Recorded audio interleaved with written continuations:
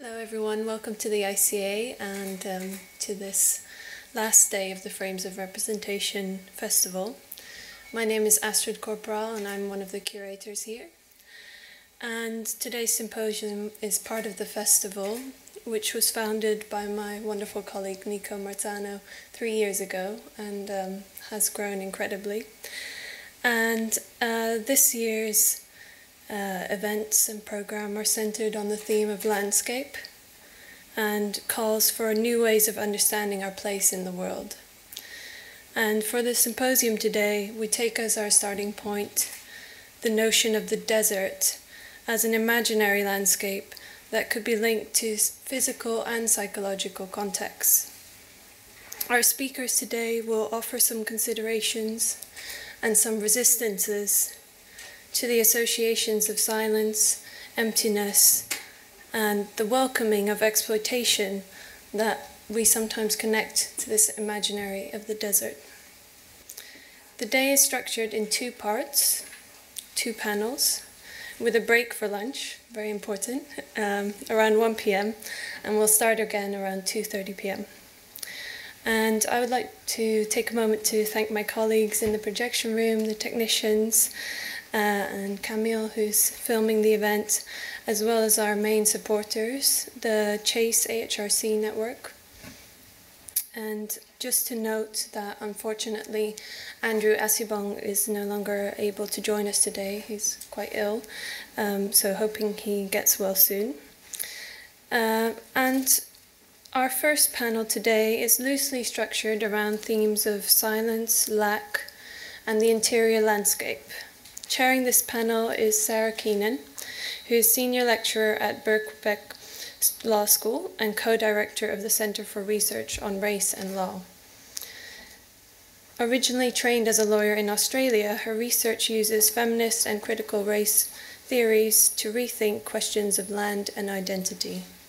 Her book, Subversive Property, Law and the Production of Spaces of Belonging, was published in 2014, and she is currently a Leverhulme Fellow working on her project, Making Land Liquid, the Temporality of Land Title Registration. And I'd like to invite Sarah to further introduce the panel and the speakers. Thanks very much, Astrid. And everyone for coming today. It's a pleasure to be chairing this first session on silence, lack, and interior landscapes. So as Astrid said, because Andrew's unfortunately unable to make it, we will give each of the speakers a little bit more time than is on the program, 5 or so minutes more, and I'll be a relaxed chair today. So we're very privileged to have as our first speaker Walter Murch. Probably needs no introduction to many of you, but I'll give him a brief one. Walter Murch has been working in Hollywood since contributing to Francis Ford Coppola's film The Rain People in 1969. He edited the sound for American Graffiti and The Godfather Part 2, won his first Academy Award nomination for The Conversation, his first Oscar for Apocalypse Now, and an unprecedented double Oscar for sound and film editing on his work on The English Patient. More recently, he helped reconstruct Touch of Evil and Orson Welles' original notes and edited The Talented Mr. Ripley. Walter Murch has also written several books, including In the Blink of an Eye, universally considered the Bible of film editing. So please welcome Walter Murch.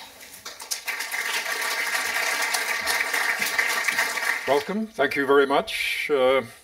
Our friend here is the god Janus, who was the Roman god of openings and closings. You would see him over the doorway of your house if you were an ancient Roman. And he's someone I take with me because certainly in the landscape of cinema, things are always opening and closing. That it's a very young thing that we're involved with here. It's worth remembering that the beginnings of cinema, maybe Muybridge, we're talking perhaps 145 years ago.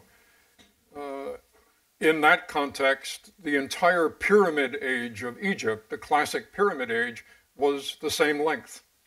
So from the first construction that human beings ever built, massive structure out of stone, to the last small pyramid at Giza was basically the same amount of time, 145, 150 years. So we're grappling with something here, and we're fully engaged in it, as the pyramid builders were, but there are no guidebooks really for us. We're inventing something. Sound and picture began to emerge separately in the 1870s. That's when the Muybridge horse experiment was, and Edison's first recording and playback significantly of sound. They didn't fuse together until there were experiments that started in the 1890s. But I'd like to focus in what we're going to talk about in the next few minutes on sound itself, which is really considered kind of the stepchild, even though it's equally important from a certain perspective.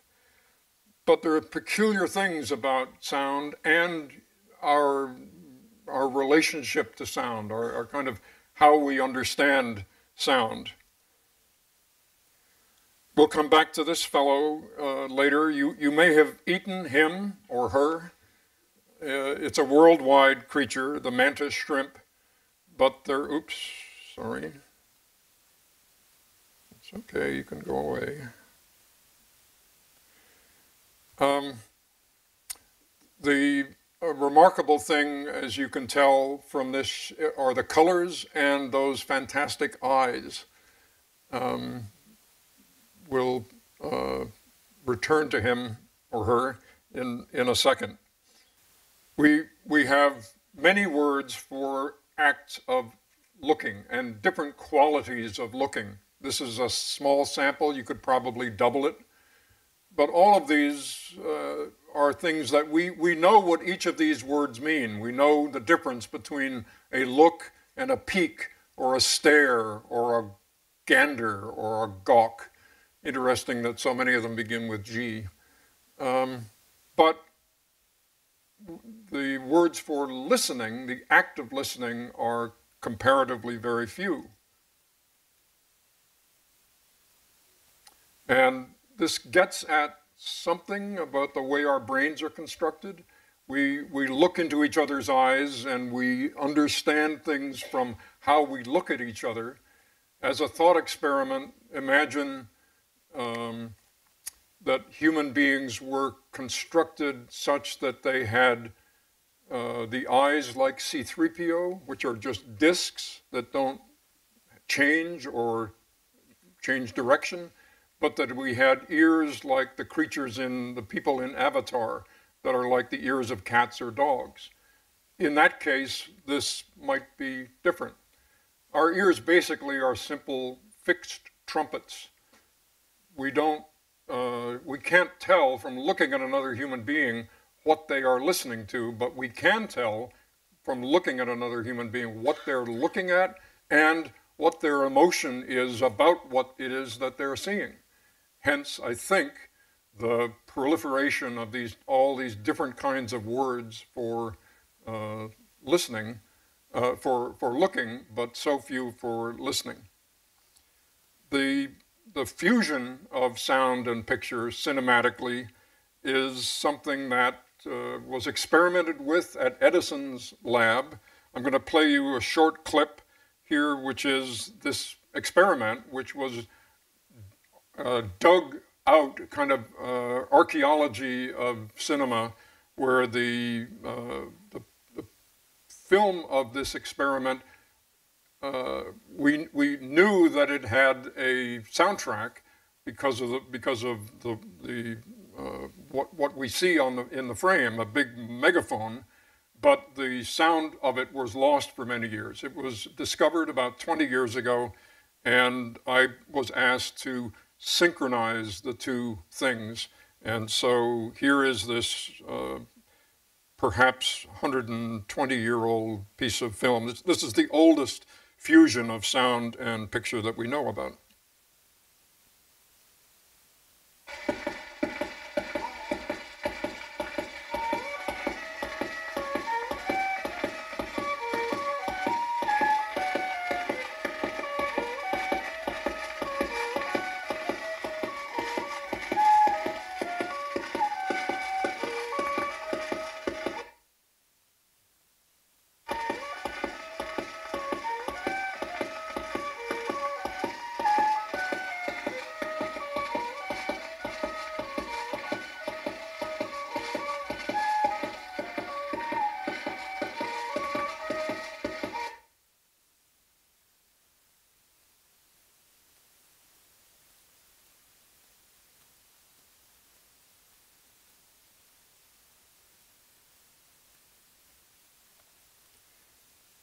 One of the reasons, I think, for our strange relationship to sound is that sound, in a very real sense, is primal.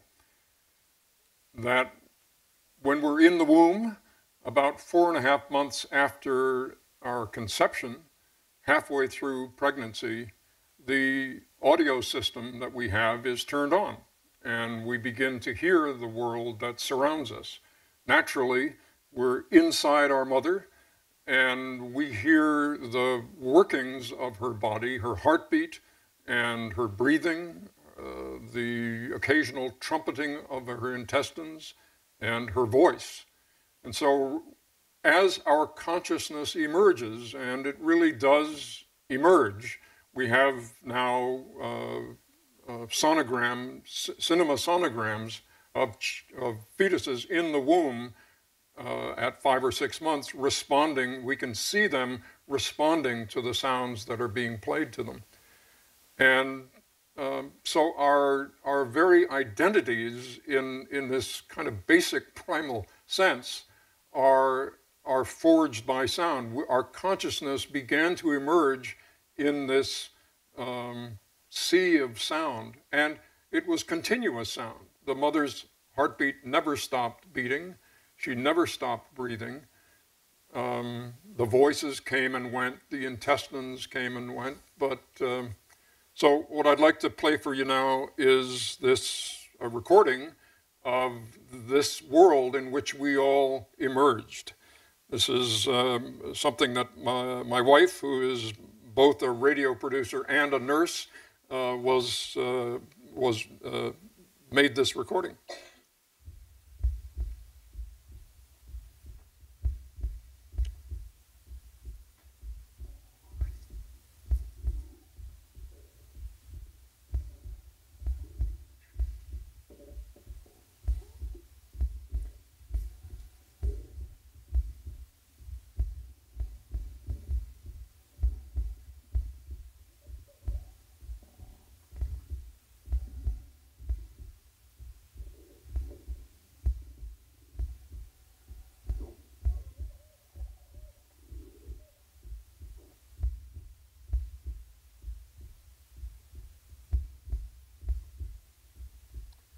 And then at the moment of your birth, something happens.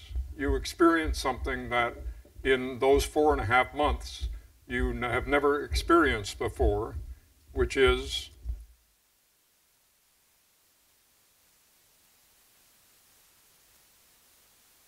and from a certain point of view, this must be a silence, must be a disorienting and perhaps frightening thing.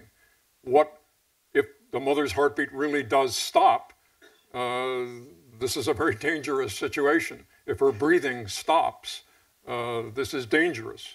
And I think it's one of the things that is probably going on with children, very young children, waking up in the middle of the night and hearing this unanticipated silence. And this is disturbing, and so the child cries, and then of course the mother or father materializes, picks the child up, starts jiggling, starts talking to the child, the silence goes away, the child relaxes, goes back to sleep, and then you put the child gingerly down and creep out of the room, And unfortunately, if a floorboard squeaks, the child wakes up, hears that silence again, and the cycle repeats itself. But silence is something that we as filmmakers use. I think we should use it more than we use it. It's a very powerful tool. It has a kind of radioactivity to it. You have to be very careful how you use it, because if you simply plunge into silence in a film, it can be read as something just went wrong in the projection booth. So you have to very carefully manipulate the soundtrack around this radioactive substance of silence. But if you can get to that place, I think you can obviously extremely economically invite the audience's imagination to fill in whatever is going on in their minds about what must be happening on the screen. There's a wonderful line from Bela Balázs, a film theorist in the early 20th century, who was talking about silence, and he said, in silence, even objects look at you with glowing eyes. So there's a wonderful power to silence that is unique to film. I think it was René Clément or Robert Bresson who said the soundtrack invented silence. That before that, before we had a film soundtrack, silence was just a simple negative, and it was filled in with either music or piano music or the noise of the projector. But that the audiences in 1918, 100 years ago, when they looked at a film, heard sound all the time. And it was only with the invention of the film soundtrack that we found ourselves able to manipulate this radioactive substance and begin to use it creatively. The other thing that the child learns quickly is causality. And when you think about your existence in the womb, there is no causality that you can think of. Sound is the only sense. You can't see anything. You can't smell anything. Maybe you can taste maybe that mom had a pizza last night and there's a little garlic in there. And you can feel things, but it's all kind of slippery. It doesn't have the intense textural differences that happen once you're born. But what causes those sounds is mysterious. They're just around you, and you can't relate to them pairing some other part of your sensory. You really effectively have only this one sense. When you're born, all of these switches flip on. Sight turns on, and touch and taste and smell, and you begin to associate now the sounds that you heard, like your mother's voice. Oh, there's a thing, it's a person coming towards me, and her lips are moving, and I hear that same voice that I heard when I was in the dark, and she's the cause of this sound. Up to more basic fun things like picking up a plate and dropping the plate and hearing the smash, so that the tying together of different senses, primarily sight and sound, which are the two senses that we can use in cinema, is also a discovery of what happens after we are born. And this is something, obviously, that we as filmmakers use all the time, and we can bend it, we can use it creatively in ways that are really unanticipated by our daily life. Normally, sound exists as a kind of almost an inert shadow of what happens. If you bang a hammer, it has that hammer sound. and we can't separate the sound from the reality of the hammer, or the rain, or the wind, or the rustling silk, or the leaves in the trees. Whereas in cinema, because these are two separate tracks, so to speak, we can get rid of the hammer sound and put in a bell sound, or a sound of a bird chirping, or a dog barking. We have this flexibility, and we can bend the causality spectrum. And this is an extremely interesting and productive and fun exercise, because it allows us to get deeper into that dream state that you get into when a film is really working, and to be able to express metaphorical ideas about what's going on by distorting the relationship between what we're seeing and what we're listening, what we hear. And if we're lucky, we can sometimes shift the relationship so that a third sense is invoked. Kind of in the interstices of this misfit, we can get something else. An example that comes to mind is in The English Patient, we had a moment where Ralph finds the patient is finally safe in the monastery under the care of Hannah, Juliette Binoche. And she finds that in the monastery, this abandoned monastery, there's a tree and it has plums. And she brings him a plum, and Anthony and John Seal, Anthony Minghella and John Seal, photographed Rafe, the patient, eating this plum in a big close-up of the lips. And there's a line in the script, it's a very plum. But at the same time, what we did in the sound was to put a distant, another monastery somewhere a few kilometers away, and its bell rang. And so we had the simultaneity of seeing somebody eating this plum and enjoying it, and hearing this beautiful and calming sound. All of the sounds in the film up to that point have been explosions and bullets and planes and machines, sounds of war. And now things are quiet, and now we can hear something very, very far away, which is another aspect of silence. When the world around you is quiet, you can hear things very, very far away, which is another part of our toolkit of how we invoke something that's quiet, is hearing sounds that you would not normally hear if things were even a slight bit louder. Which brings me to the third aspect, that the child begins to understand the concept of space, which again does not exist in the womb.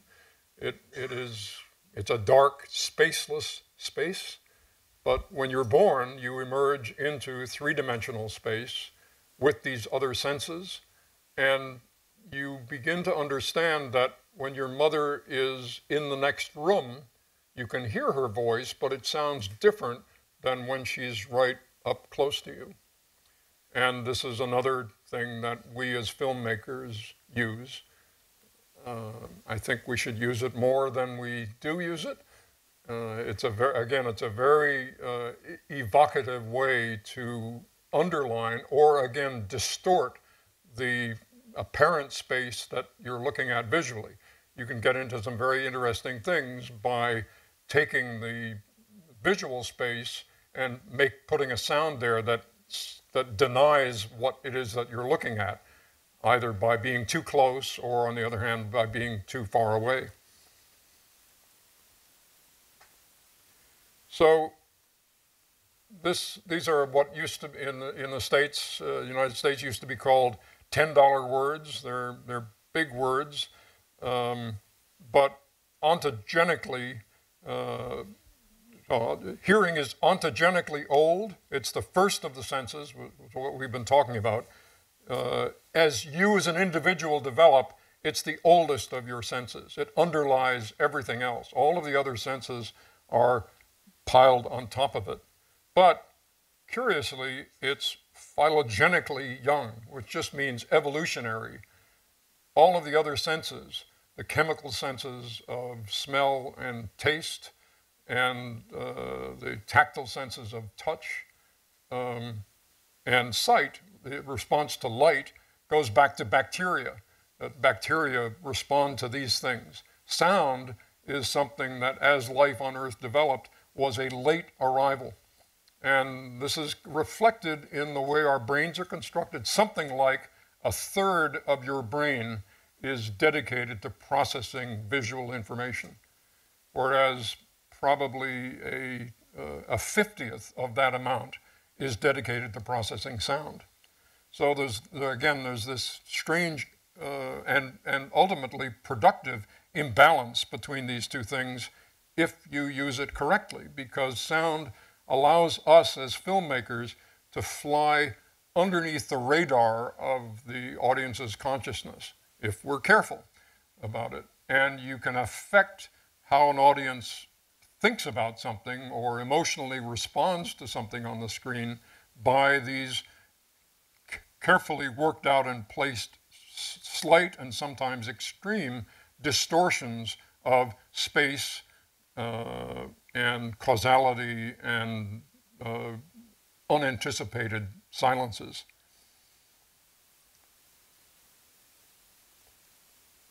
Back to our friend the shrimp. We have a visual system that responds to a small fragment of the electromagnetic spectrum that surrounds us: radio waves, X-rays, gamma rays, infrared, ultraviolet. But we only respond to a tiny fraction of that. Whereas our friend here, we also have eyes that are trichromatic, meaning we see 3 different colors and we combine them to create the thousands of colors that we become aware of. Whereas this shrimp has 16 color receptors. Hence, probably the beauty of all of the colors there, that how they respond to each other as shrimp must have something to do with this incredible sensitivity. They see well into the infrared and into the X-ray spectrum. So the question is, why? Why did evolution give this delicious shrimp this incredible hardware and deny us that same spectrum? I should add that one of the differences between the two human sexes is that women occasionally are tetrachromatic, meaning they have 4 different cone cells in their eyes, and they can see, people blessed with 4 can see differences in colors that us male trichromatic people cannot really see. So the differences in between slight colorations that are oblivious to a man are blindingly obvious to a woman.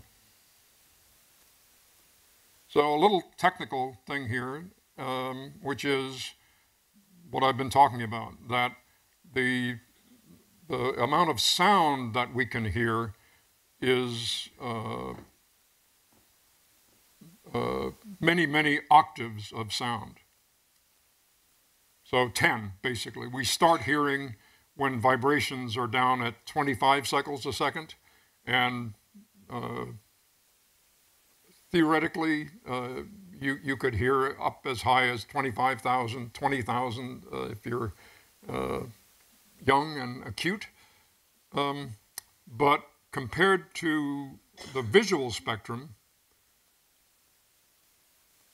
and we're comparing trillions of vibrations per second to just vibrations per second, we can only hear a single octave, or we can only see a single octave of light. We do a tremendous amount with that. I think that's one of the reasons that we have this huge disparity in our brain between sound and visual processing, that the amount of information that we get from our vision is this one octave, but we throw the book at it in terms of our visual processing, so that we're analyzing the heck out of it. So 10 octaves of sound versus 1 octave of visible light. But they're above, at higher vibrations, you go from ultraviolet to X-ray to gamma rays, and below that you get infrared and down into the radio waves. What would it be like to hear or to be able to see as many octaves as we can hear? Kind of an opposite example of this is here's a piece of music that is full 10 octaves and then reduced to a single octave of sound, which gives you some sense of the narrowness of the amount of information that's coming visually.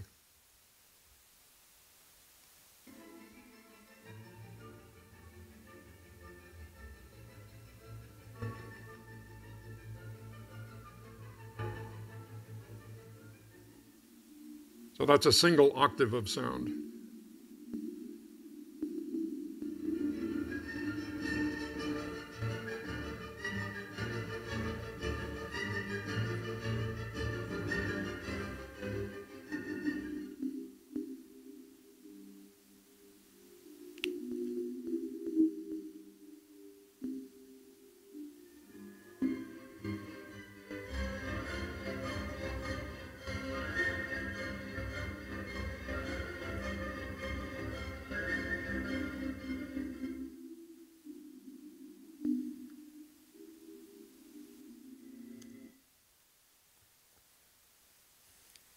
So this is me mixing a film a couple of years ago, and I've been doing this for 40 years, 50 years almost, and the technology has changed tremendously in that amount of time. When we were 40 years ago mixing Apocalypse Now,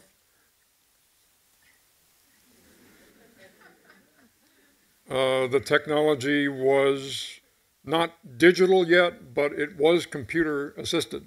So this was the first computer assisted mix. It was also the first of what we now call the 5.1 mixes, which was invented for Apocalypse Now. This was Francis's vision, or his vision augmented.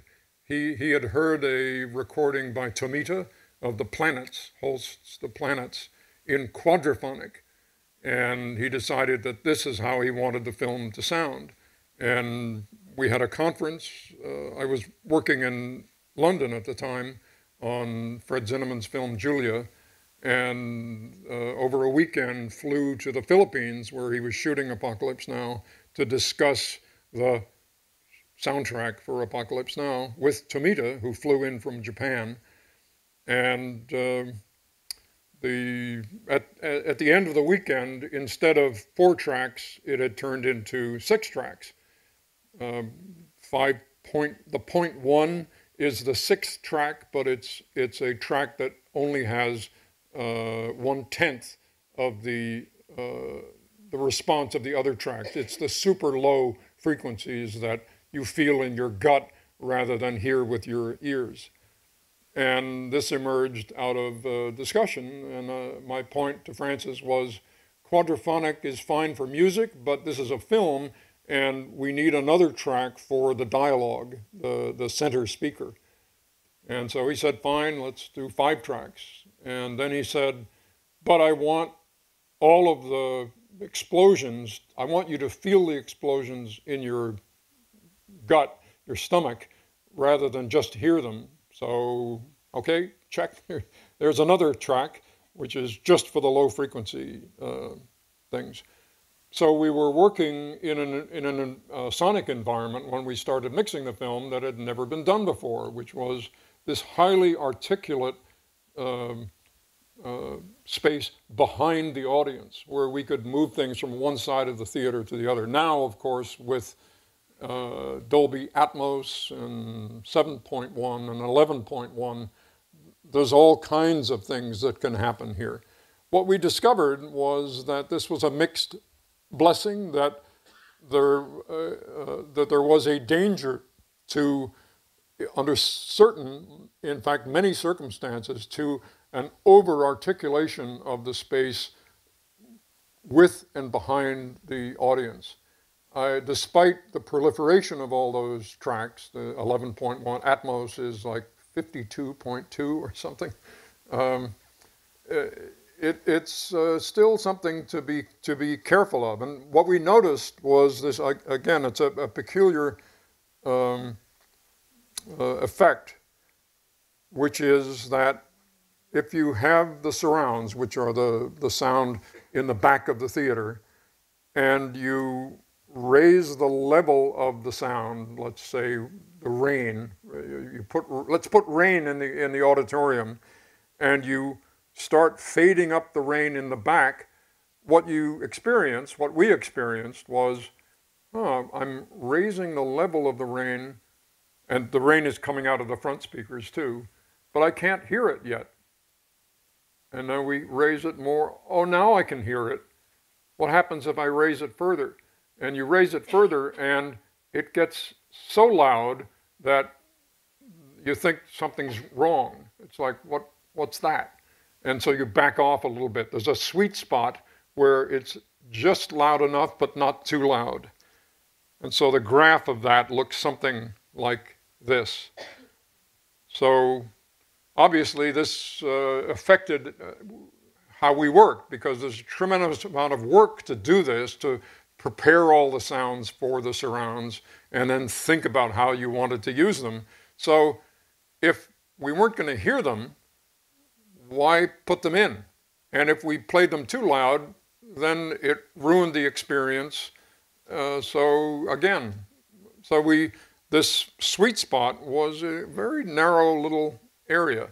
And this, in a sense, it simplified our work, because we knew that let's not use them all the time. Let's just be careful about how we use it, and only use it and hit that sweet spot when necessary for the dramatic purposes of the story. But why we didn't stop to wonder, why is this happening? We were too busy just doing the work, and we had a list of things. Don't do this, don't do that, don't put dialogue in the surrounds. Explosions, maybe you could have echo in the surrounds. If things were really chaotic, then you had a free hand to kind of go crazy. But under normal circumstances, you had to be a little more sober with it. But I think that there's something going on neurologically in our jungly past, that when we were creatures of this environment, and we went into that environment to look for something to eat, we would be very alert to what was in front of us, because that was something to eat. That was corresponded to our visual field, and random sounds from behind us were suppressed.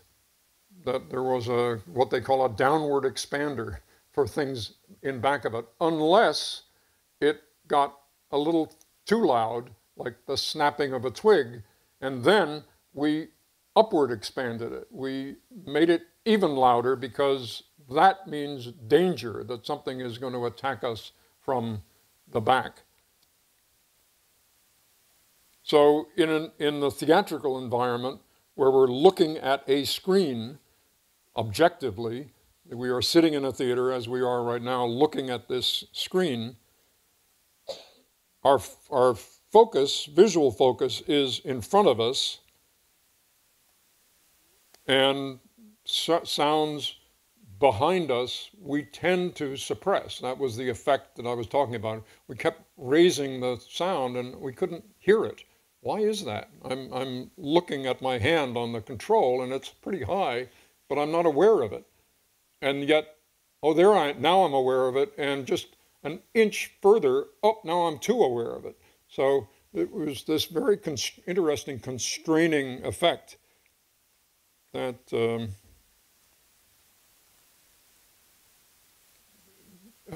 when it got too loud, then you it in a sense it's counterproductive.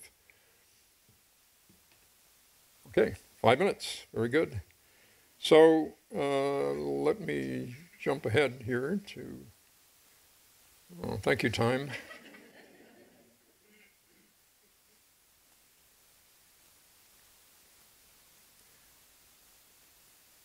Just since we're on the psychology end of things here, what I'd like you, this is for certainly the filmmakers here.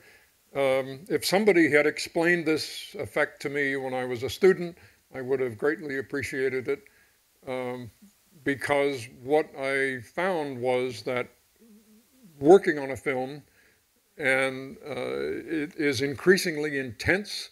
It's intense very quickly, and it gets even more intense. And yet, when the film finishes, it ends relatively like a guillotine. It's over, and you have been so primed to do the things that you're doing that the sudden withdrawal of that effect is sometimes overwhelming. There's an analogy to be made with seasickness, that at the conclusion of a project, there's a couple of weeks or months sometimes of sort of a swimmy disorientation where things sort of calm down and you begin to see the world normally again. And but when that first happens, you wonder you ascribe that trouble to the world outside of you rather than what's happening inside. So as an example of this, what I'd like you to do is look at the center of this circle, which lasts for about 20 seconds, and then see what happens when the circle goes away.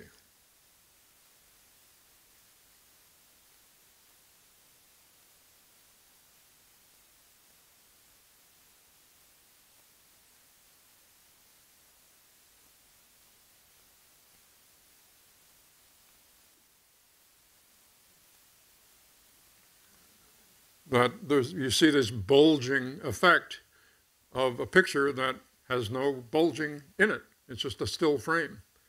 So there's a reaction you've accommodated yourself to the reality of this bullseye shrinking, shrinking, shrinking, and when it's suddenly removed, things tend to go in the opposite direction. How does this relate to what we're talking about? Here's the mountain of the film that you're going to climb, and you start out at the bottom, and a year, 2 years, 5 years later, you reach the top and you're done. But what happens on the slope up to completion is that you accommodate yourself to the reality of the slope. It's artificial, meaning you're doing this event, you're climbing something, and like the story of those glasses that are prismatic and turn the world upside down. If you wear these glasses, the world is upside down for a couple of hours, and then your brain says, I don't like this, and it flips a switch somewhere and turns the world right side up again. So even though you're seeing the world upside down, through these prisms, you're seeing it right side up, and then when you take the glasses off, turns upside down again. So a slope maintained long enough with enough exertion eventually becomes normal and horizontal. So what objectively is happening as you work on a film is you're climbing the mountain of the film, you're getting close to the end, and what you think is someday this war is going to be over and you will reach the top of the mountain, and then you will be happy. But psychologically, what's happening is this, that the mountain has become horizontal. It's become normalized because you've accommodated yourself to it. This is reality. and you're going along, you get close to the top of the mountain, and then you're done, but you have this feeling of what's happening. And eventually you settle down onto the top of the mountain, but you're conflict. You know it's horizontal intellectually, but it feels like you're falling apart. For editorial, this is people in post-production. The common thread is we're taking things from the world that are being fed to us. We're kind of the digestive stomach of the film, and we're bringing them and making them fit into a larger pattern. So we're taking incoherence, relatively speaking, and making it coherent, hopefully super coherent. How does this fit into the plan? And day after day, week after week, month after month, this is what we do.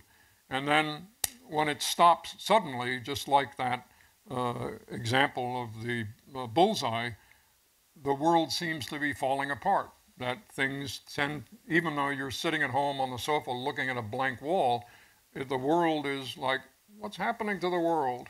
And you know, the news is depressing enough even on a normal day. There's lots of things that will convince you that things are bad, but you are particularly susceptible to this in the period after a film. So you just have to watch out. This is not unique to film. I'm sure you know there's analogies with soldiers going to war, or actors in a play, or anybody, any situation where you're deeply in an environment that is then suddenly removed and you don't know how to accommodate yourself to it. So the danger is that you will find this intolerable and slip away, but most of the time, hopefully all of the time, you find yourself at the bottom of another slope and happy to get back into the saddle again and make another wonderful film. Thank you very much. Thanks so much, Walter. We'll take questions at the end. So I think that sort of very stimulating analysis of the science of sound and human existence will hopefully frame the other two presentations and probably the rest of the day. So the next presenter is Louise K. Wilson, who's a visual artist who works in time-based media. Her writings include book chapters for In the Ruins of the Cold War Bunker and Contemporary Archaeology's Excavating Now. Her program, Cold Art, exploring artists' fascination with sites of Cold War ruination, was recently broadcast on BBC Radio 4. She's a lecturer in art and design at the University of Leeds. Okay, what I'm going to do, I'm going to talk about two projects, take you into two different locations. I'm going to speak, I think they will both obliquely and perhaps explicitly talk to the themes of the symposium, the panel this morning, and I'll let you see how they do that. But I want to start by citing two other artists' work, which I find very interesting. So this is a preface, really, to say I'm interested in thinking about the activity and process of making audio and video recordings and the notion of how phenomena writes itself onto recording media. The possibilities of recording media to act as a conduit beyond tangible physical phenomena. I'll just briefly show this image. It's a video still displaying interference, which I inadvertently picked up when I was at an RAF station, RAF Spade Adam, many years ago, exploring the remains of a rocket test site situated on an active electronic warfare training base, where aircraft attempt to fly over without being picked up on radar. Standing on the roof at the main operations centre, my camera temporarily malfunctioned. The screen showed only white, but registered my hand if held directly onto the glass of the lens and gave off this rather disturbing, whirring hum. Luckily, it was temporary. So I'm also interested in the mythologies around what we think is being picked up and our role in that. Geographer Michael Gallagher writes about audio recording as a form of performance. When I take a mic and a recorder out into the city, record sounds, then edit recordings, compress the files, play them back, he says, It's all too easy to slip into believing that what I'm doing is in some way capturing sound so that the original experience can be relived later. A whole host of elements are orchestrated together: sound vibrations, air, mics, headphones, ears, fingers, level controls, meters, eyes, silicon chips, electrons, and so on. The result is by no means a captured sound, as though the sound had been caught like a bird and put in a cage to be let out later. Instead, what you walk away with is a trace left in some particles, be that magnetic or electrical or whatever, on tape, hard disk, or flash memory. That trace can then be used later as a kind of script or score for another performance, again involving lots of different elements all working together. For example, hard disk, computer, amplifier, speakers, air, ears. The behavior of every element in the system affects these performances, and if one part misbehaves or breaks down, the whole thing can fall apart very beautifully. As he elaborates, the magical feat of technology here is in hiding this whole process inside a black box. Each technological evolution obscures this to a greater extent. Each stage of the process becomes more invisible, but failures, vinyl crackles, chewed up tapes, CDs skipping digital glitches, expose the process and have to be minimized as far as possible. Of course, contemporary artists are interested in exploiting these failures and glitches, also using sensitive, unconventional devices and detectors to pick up what is beyond sensory thresholds, electromagnetic fields and so on, letting the environment make its presence audible through different sonic registers than familiar ones. Composer Kate Carr, I Had Myself a Nuclear Spring, centres on recordings tracing the temporary wetlands of Marnay-sur-Seine in France, situated alongside a large nuclear power plant just after the flooding of the river. She got hold of a rusty bike and spent time wading through flooded fields.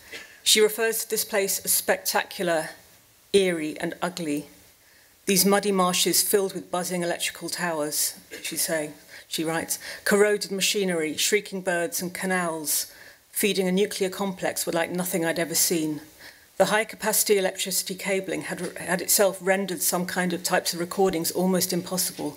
Hydrophones no longer captured underwater sounds, but due to high levels of electromagnetism, a rather bracing electrical hum.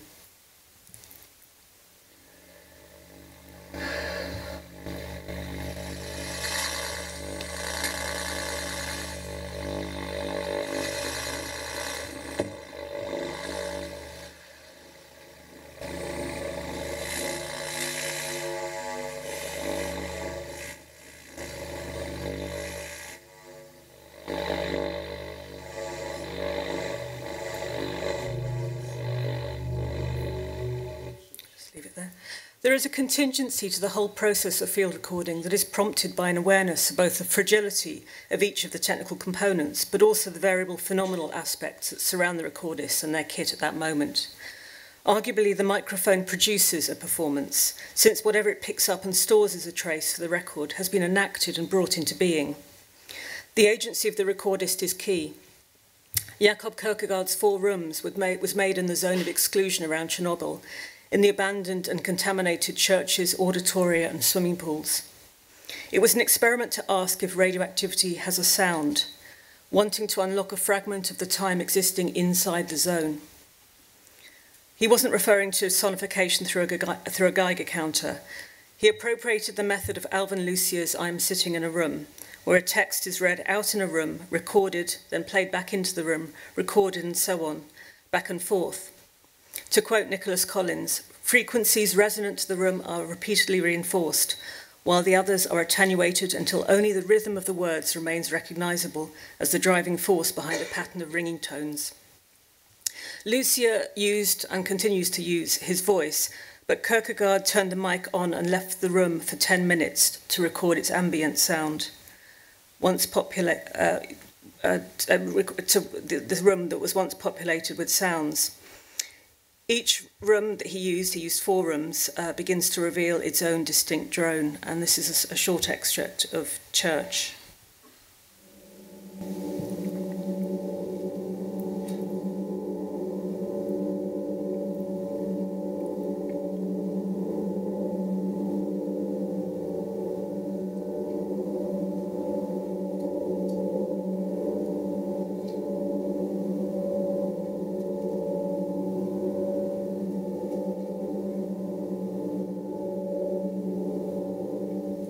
It's a 13-minute composition in which he says that he feels you can hear bells, and other people have reported hearing voices in the layering. Kierkegaard asks, was I bringing forth a microactivity that only unwraps itself to the human ear when it is made denser by technical means? Or could it be me, my physical or mental presence, that opens a gate to a world that was formerly inaudible?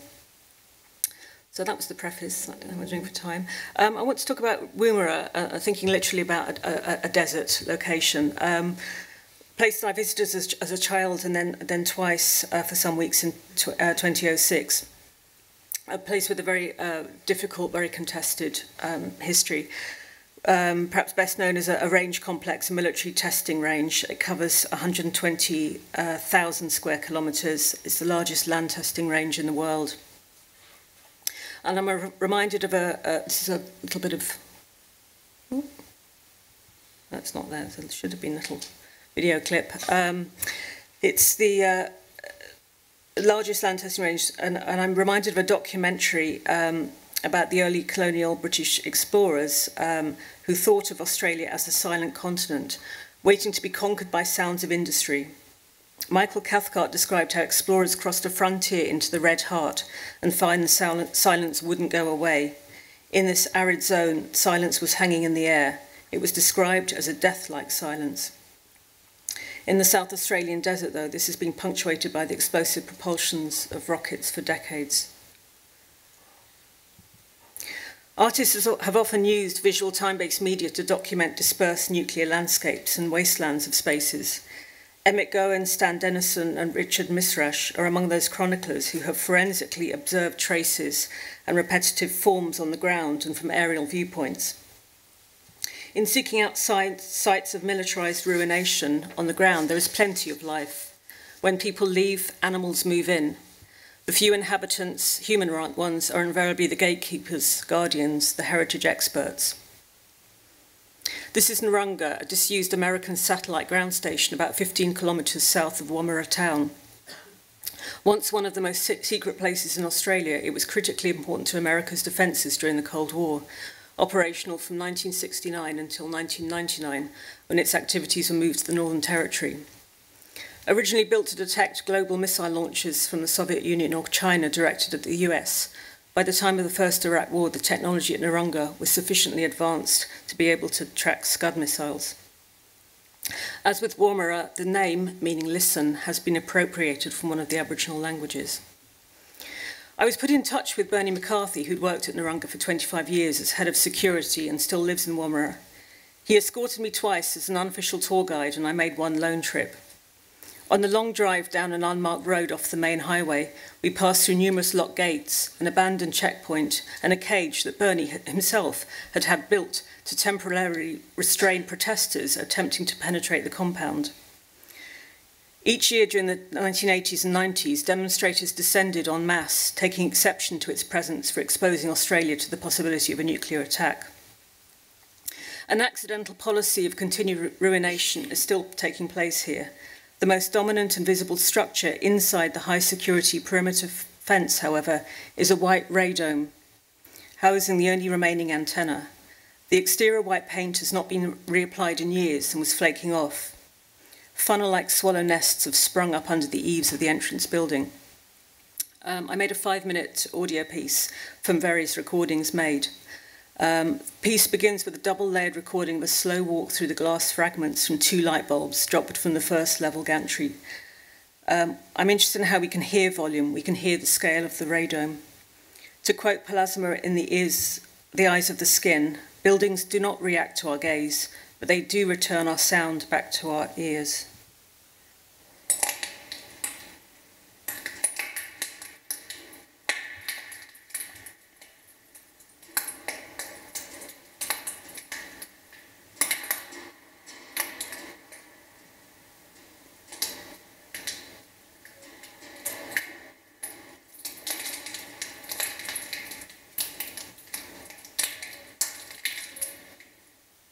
While some of the technology used at Rangga is extant, the electricity supply has been shut down and cabling removed.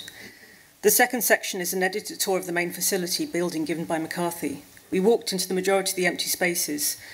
and I quietly recorded his commentary on a video camera, concealed. The walk was made from daylight to darkness. This was part of the American communication system. That section, I had a big section, and that section through to here was the SRF section. They looked after all the antennas out there, making sure that everything ran so they could get the data back. This was the what the hell was that? The inner sanctum of the whole operation was here.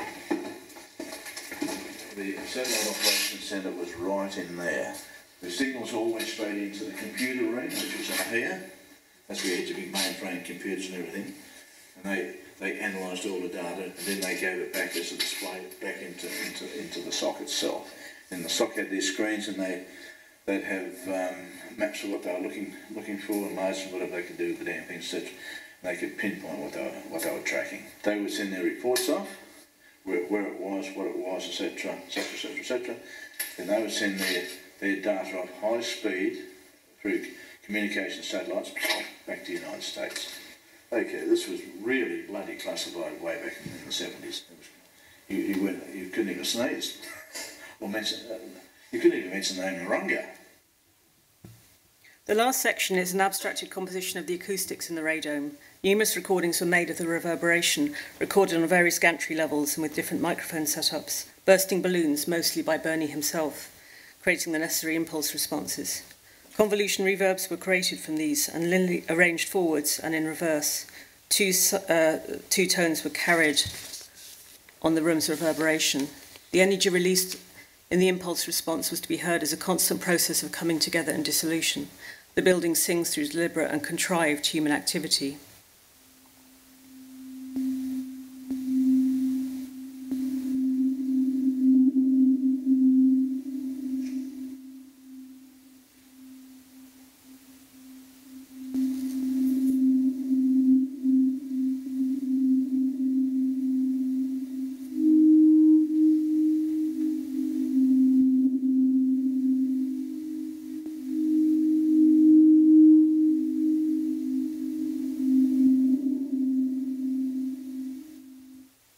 Absence can be understood as having some kind of materiality. It can have agency, it acts or does things. From the built surface to the interior of a lead mine now, a curious constructed architecture made from within, where the discarded deads shore up the walls, making a workplace from within. This is the landscape at Nenhead Mines, North Pennines. A year ago, I was one of 3 artists and 1 engineer who spent 3 days and 3 nights underground in a disused lead mine, Small Clough, for a project entitled Chthonic, 72 hours below Earth Day. A short duration, but a significant one. It's actually quite hard to tell people apart because all the blokes had beards.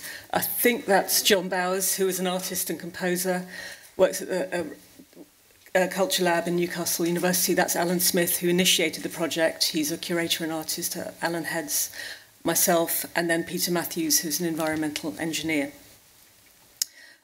We were challenged in existing in this extreme subterranean environment for 72 hours.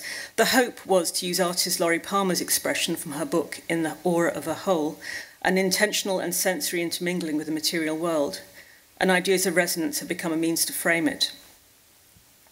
An interesting, that's a bit of a jump. An interesting and characteristic feature of Chthonic is as a way of working. There was no project plan other to dwell underground for 72 hours, no external funder to be responsible to. We were to look after each other, to do work of some sort, responding to the situation as you would encounter them in a specific environment. Our activities were to be organised ad hoc and in response to how we found ourselves down there. We were working with constraints, what we could carry, battery or wind-up power. And on the third day, audiences accompanied by licensed mine guides would journey in to meet us. I have a long-standing interest in the determining presence of the Cold War in artists' work, growing up in a charged moment in the Cold War.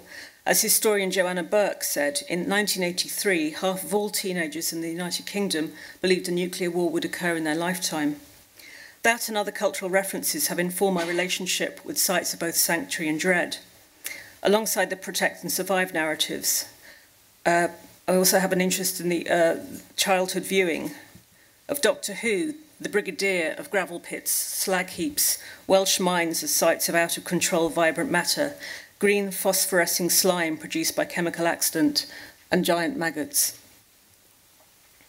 And I vividly remember watching James Burke, episode 1 of Connections, proposing that if and when the power catastrophically goes out, we should leave our cities and suburbs with haste, escape to the country, requisition a farm and its homestead, kill the inhabitants and learn to plough fields. Oddly, the children's series The Changes, which I didn't see at the time but was broadcast 3 years before that, offered a parallel version of strange weather and a viral madness known as the noise, which makes the population fear and destroy technology. Overhead electricity cables become known as the bad wires, and the girl protagonist, Nikki, flees to the countryside to live an almost medieval way of life.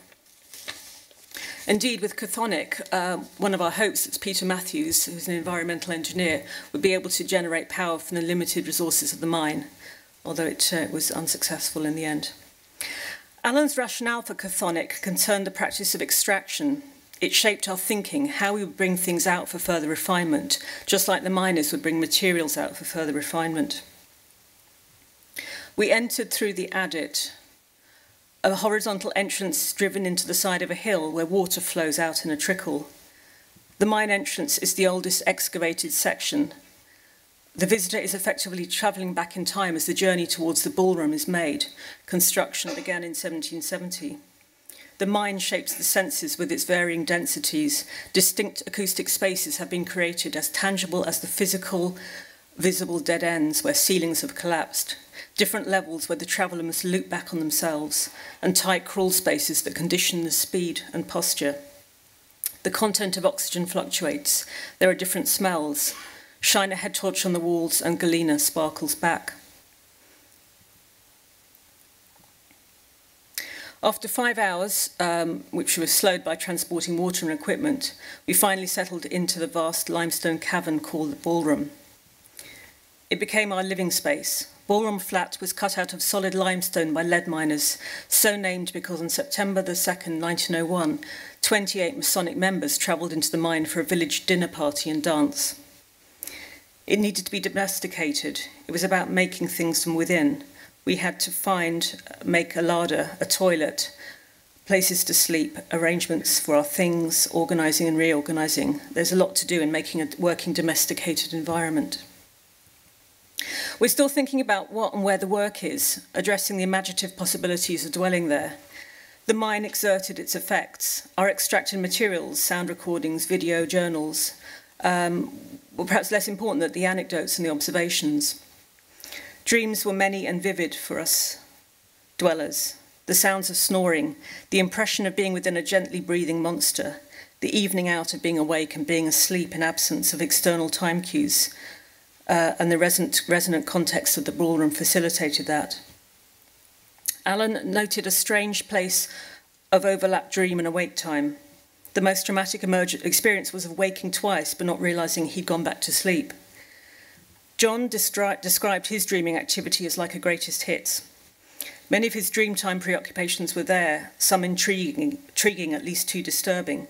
Every dream had a strong sense of place: a park, a tent, a campus, a luxury liner, wild horses under a motorway overpass. It is possible that the normal environments in which we sleep still give us a perceptual anchor even when we are asleep. Down there, our dreams were perhaps an expression of something drifting without that. Auditory and visual hallucinations are not uncommon for those who travel through such spaces.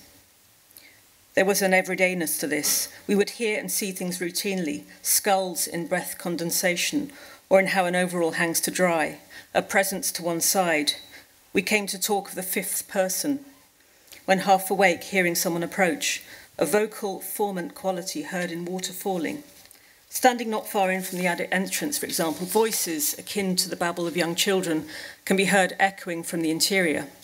This effect is likely to be produced by water dripping down into resonant shafts further in, however, but once the suggestion has been made, it's impossible not to hear it. Increasingly, it was the visible becoming visible that was attractive, the stuff that's there but not seen unless made visible or comprehensible. We gave names to the invisibles, much like the miners did when holding the caballos, the German little miners that mimic men, accountable for throwing pebbles at the miners, rarely hurting them unless the miners retaliate with ridicule or shout abuse. And this image, we had a particularly disturbing evening where Alan took a photograph and we could see this very disturbing face in the rock. But now looking at it, it's impossible to see it, but it was very disturbing at the time. It's so strange being somewhere with no other animals, no insects, birds, amphibians, mammals. Unsurprisingly, compensatory animals were summoned. Alan was imagining the sound of birdsong. I saw shoals of fish in the water rivulets. One of the primary reference guides was De Re Metallica, the first treatise on mining, which was written in 1556. And this talks about then the meta-commentary on the text. Neither the sea nor the forest so lends itself to the substantiation of the supernatural as does the mine. The dead darkness in which the miner's lamps serve only to distort every shape, the uncanny noises of restless rocks whose support has been undermined, the approach of danger and death without warning. The eerie is, to quote Mark Fisher, constituted by a failure of absence or by a presence of failure. The sensation of the eerie occurs either when there is something present when there should be nothing, or there is nothing present when there should be something. It concerns the unknown. When knowledge is achieved, the eerie disappears. Crucially, in this context, there must be a feeling of alterity, a feeling that the enigma might involve forms of knowledge, subjectivity, and sensation that lie beyond common experience. We made sound experiments in the ballroom, a very resonant sonic space. We tried out our own versions of I'm Sitting in a Room, as you do.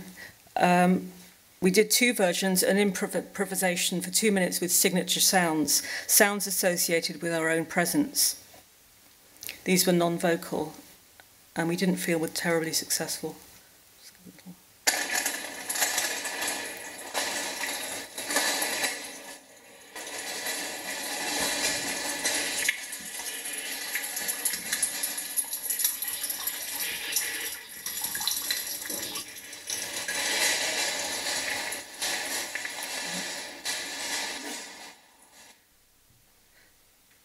A second version involved us each reading a sentence or two from our journals relating to our experience in the ballroom. Interestingly, it was the human voices in this technique that produced delicate fluttering sounds associated with Lucier's,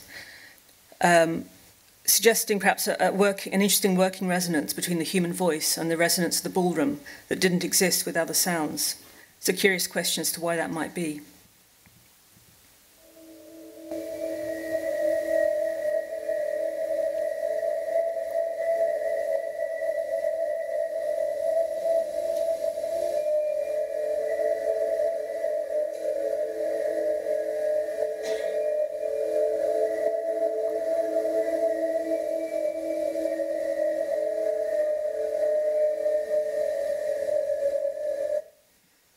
Chthonic prompted awareness of how we listen, what we listen for, how we draw each other's attention to things, a different array of things that one might hear. Listening as a situated practice, one done collaboratively, a socially distributed practice.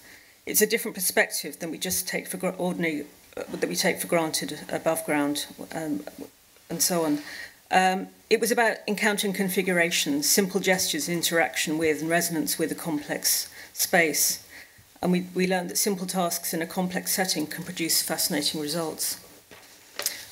For John, these canvases, which were the ground sheets that we individually had, were for him the most profound relic, more than the audiovisual material. Chthonic then has become a resource to help us think and make, to draw on separately and collaboratively, an extended infrastructure of understanding and shared practice. For Alan, chthonic was a means to help him think, a resonant coming together.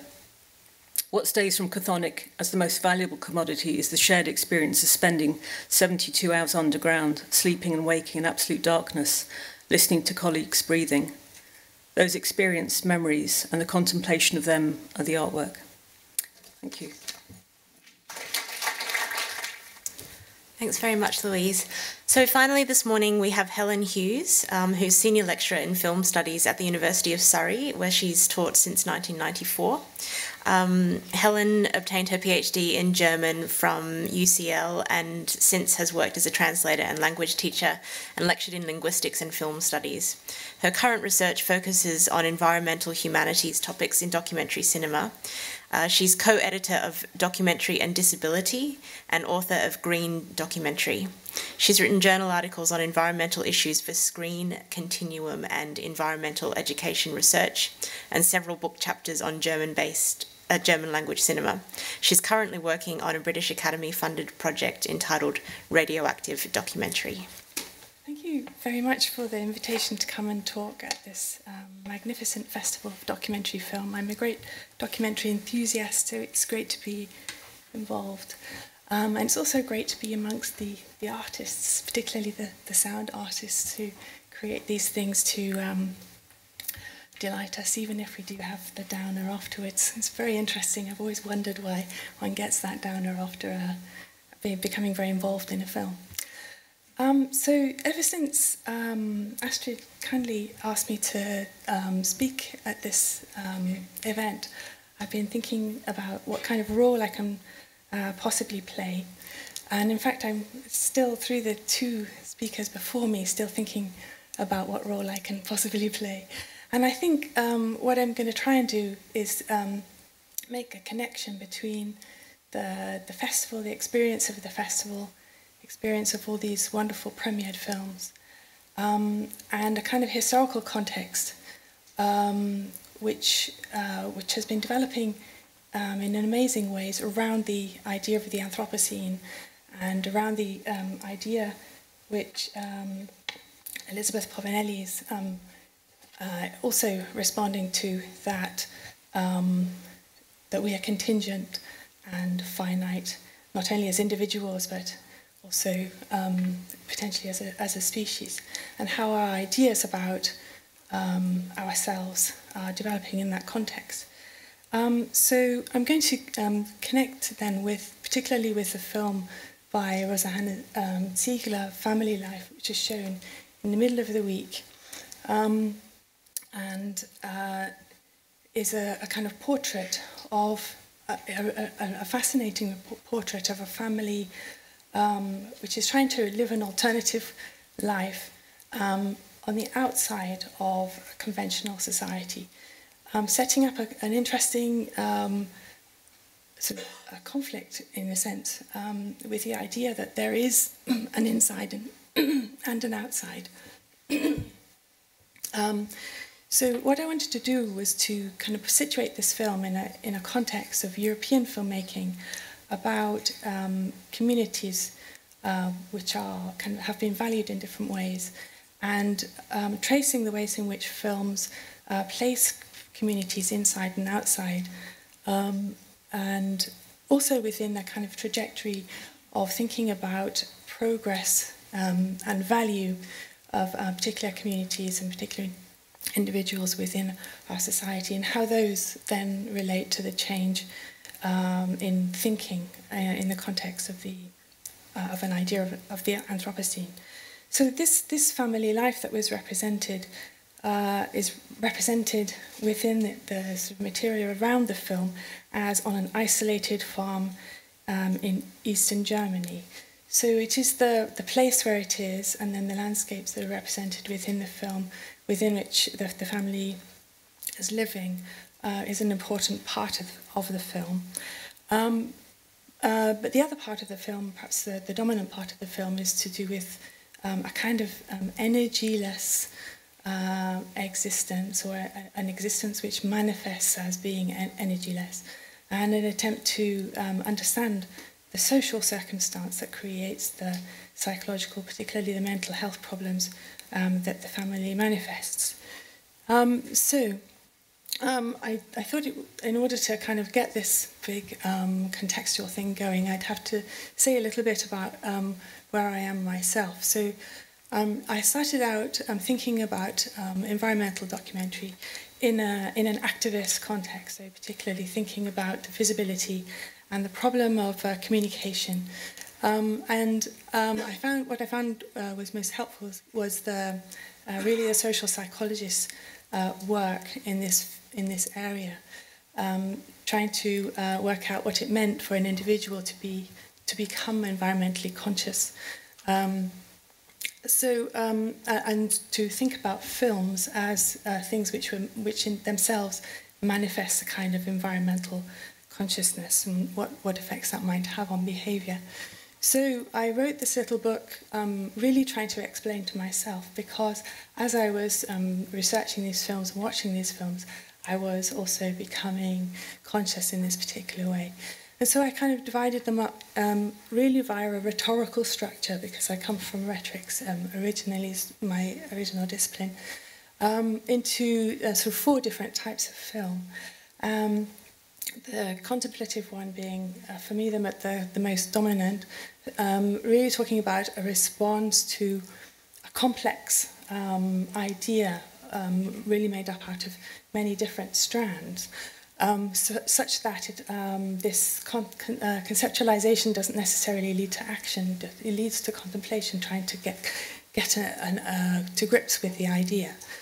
Irony, I found quite a common aspect within films about the environment, manifesting as a kind of distanciation of the self from this problem, but not a complete distancing, so not a denial, but a kind of distancing of one's own psychology from the situation.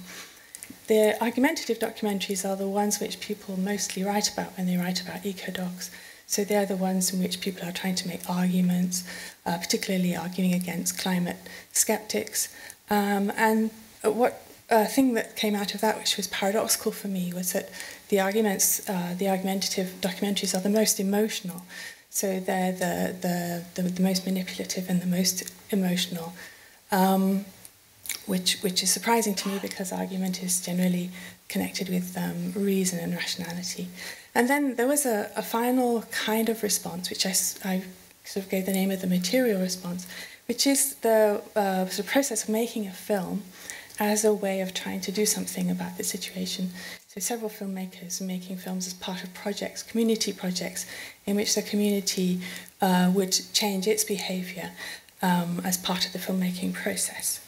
So coming from that then, I want now to sort of think about a kind of strand of films, or 2 strands of films, which connect with what I've perceived from this particular sequence of films in frames of representation, because things have amazingly moved on quite a distance since I was writing about these films. So at this time, there was this massive spate of films about environmental awareness, whereas now we've gone through the financial crash, and also we have the situation in Syria and the migrant crisis. And so landscapes at one point were almost exclusively connected with the problem of the environmental crisis, but now they are connected with these other issues as well. So the first film that really got me into this whole thing was a film called We Feed the World, which is really an analysis of the globalization of food production. And here I want to sort of draw attention to Elizabeth Povinelli's concept of the desert, and connecting this with her 3 concepts, which she sees as being part of what she calls the carbon imaginary. And the desert is something towards which we are going if climate change continues. And so these images become part of a sort of manifestation of how we are moving towards a desert, creating deserts, kinds of deserts in the process. But at the same time, the images are images of absolute plenty. So the food production is so plenteous and so magnificent that the images are spectacular and wonderful at the same time as being quite scary. So that's kind of an analysis really of globalization and of the inequality between markets, was what Wagenhofer was about. And in the very same year in Austria, another film came out called Our Daily Bread, which actually the ICA distributed then, which is a more sort of artistic film focusing on contemplation, but the same phenomenon, so the same phenomenon of agriculture, of mass production, and the creation of new landscapes through this productive process, with everything that implied at the time. So these films were about the creation of huge amounts of produce that had happened through the development of technology and the adaptation of farming. And alongside those is another strand of film about those types of farming which had become redundant really as a result of this production of plenty. And this is a much more ambivalent story, and it's embedded within a longer story about the ways in which the people of the city look at the people of the countryside, particularly the people of the mountains. So this La Vie Moderne was a film by Raymond Depardon about his own community in the south of France, a place where people speak a language called Occitan, which is a language that is dying out. So what's going on with this film is that you see these beautiful landscapes, which are, in effect, they're marketed to us in chunks of 1 week or 2 weeks on holiday. But at the same time, the way of life in these regions is changing very radically. So the way of life that's connected with agriculture is changing. It may revive itself through a kind of green lifestyle changes, but the generation that Depardon was looking at is a generation that speaks a language and has a lifestyle which is dying out. So these are kind of requiem films about, but they fit into a history of about 100 to 150 years, because these communities aren't actually as long as as old as they look. They're actually relatively recent, and their responses as communities to the growth of population and the need for more food production. So even quite sparse areas or sort of barren areas became sort of part of the food production system. So Sweetgrass, I mentioned this one even though it's not a European film, but it is made by British filmmakers. And I mention it because of the way in which in this particular context creates what it calls a kind of sensory ethnography, so bringing together documentary with understanding communities and their sort of life cycles. And what I've found particularly interesting about what they're doing is the way in which they're explicitly creating a kind of remote, immersive experience, almost as if it's a means of creating a kind of experience which you won't be able to experience with your own body at some point. So it's kind of a substitute, thinking about film as a substitute experience.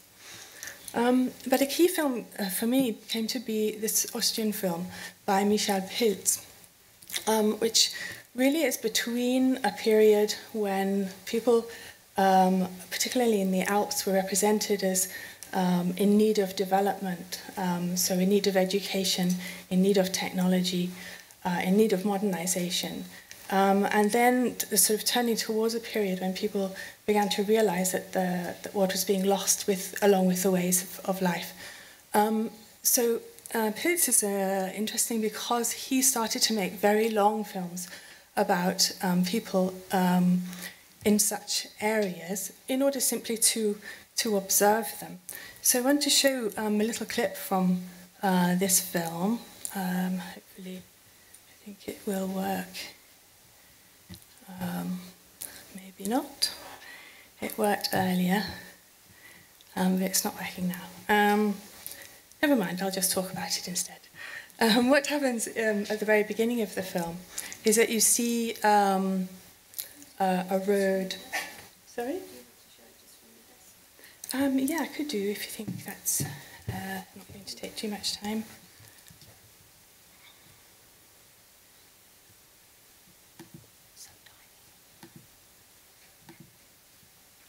So it's clip number 1 over there. Oh, it's not. No, I've got the PDF on now, and that's why. Let's see if that works. Go to the PowerPoint instead. Excellent. Excellent, brilliant. Thank you so much. Okay, so you can see it instead of me describing it.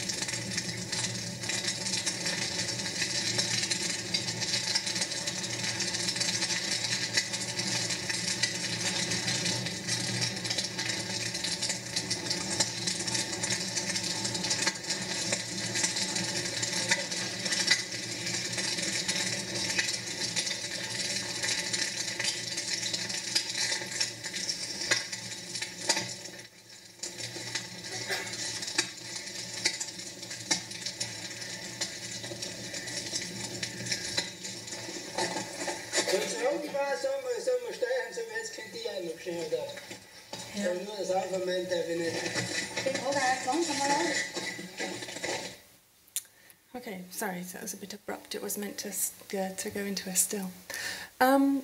Okay, so from this film is interesting, I think, because it's in an in-between period. So as part of the film, you hear in the radio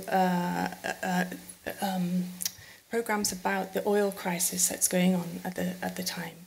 And the explosion that you saw there was the beginnings of building a road up to this high mountain community.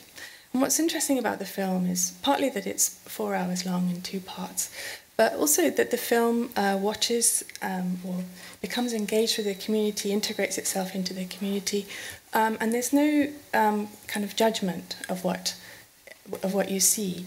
So the coming of the road is not represented in that sort of classic progressive way as something that's going to massively improve the lives of the people in the film. But it's also not represented as being a tragedy, you know, that this lovely, authentic mountain community is going to be destroyed by modernity. It simply observes. And so through the film, the filmmaker puts in quotations from various philosophers. And this is one from Lao Tzu, and it's in German, and I'll translate it. It means, take that what is in front of you just as it is. Don't wish it to be other than how it is.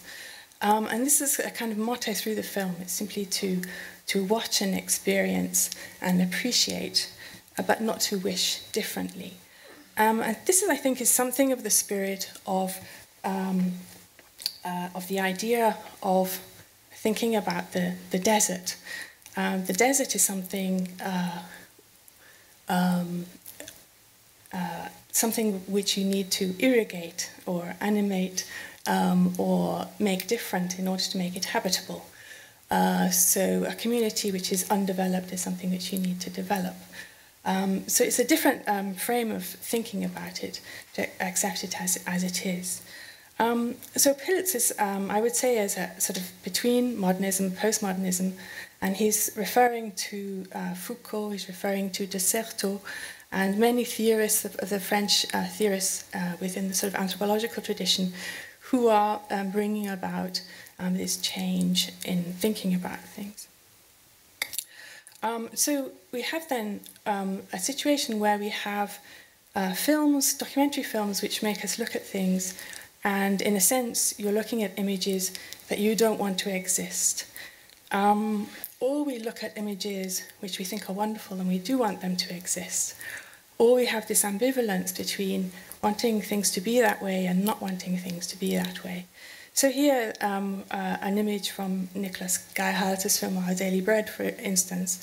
This goes into a sequence where we see a huge vehicle and we see people packing lettuces and different salad vegetables which are going to go to the supermarket right that very day. So a very efficient system, great for salad vegetables. But it's a landscape which you might not find as particularly attractive. So there's an ambivalence about it. Then, sort of to show another image of which there's a certain ambivalence, if you're a skiing fan, then you will be distressed by the idea that climate change is bringing an end to skiing in the Alps. And the response in the Alps has been to build these amazing snow machines. I guess we all saw them in Korea as well during the Winter Olympics. And these snow machines create wonderful snow, great conditions, and they extend the season to before Christmas and to further into Easter. But at the same time, those are machines which are contributing, obviously, more carbon to the atmosphere and therefore more to global warming. So again, you have images of ambivalence which are attractive and unattractive at the same time. Not that this is a new thing, I just thought I'd slip this in as an image of Wales, which is trying to make Wales look a lot more rugged than it actually is. So sort of the wishful images that we create is not necessarily a new thing. And then just to bring in a fictional image, but one which I think now is going to help me make a connection between mental health issues, which I think are there in family life, and questions about the environment, the landscapes in which we inhabit, and which filmmakers create as a means for us to think about ourselves and our relationship to the environment. So Antonioni's Red Desert, the story of a woman who can't reconcile herself with the life that she's leading, a very wealthy, privileged life, but nevertheless one which she can't reconcile herself with. And Antonioni creating these sort of both impressive and stunning images of a new technology as it develops in the 1960s. So, which brings me then to the film Family Life, which is a fascinating film because of the way in which it's representing an attempt to get out of sort of everyday society and to create a community in which people are accepted for the way they are, and in which no pressure is put on them to be different from the way they are, but which in itself seems to create a different kind of tension. So it becomes a portrait of this different kind of tension, so the tension of a kind of dropout society. So I've only just watched this film and I'm still thinking about it and how it represents this way of life. But I thought I would start by just saying a few things about this image, which is in the film, which looks like a lovely rural image. So it looks like a sort of father-daughter relationship. It's not quite like that, but there's a relationship of sort of older parental type person and adolescent young woman, and they're putting hay together for the horses to eat. But the image as it's created is very symmetrical, which is a very common thing for German, Austrian films to do at the moment. And the symmetry creates a very nice image, but at the same time, it creates slightly too much symmetry, creates a slightly uneasy feel. So this sort of fits into the idea of the image as both attractive and unattractive at the same time. And then this one, in which the camera is behind the head of the young woman as she's walking through this sort of relatively remote village, blocking her point of view. So it's a kind of a rejection, if you like. It comes across as a rejection of the point of view shot, of the possibility of being able to see the world exactly through her eyes.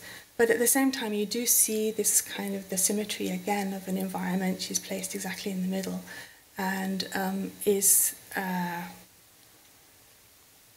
so it creates those slight uneasy feelings again.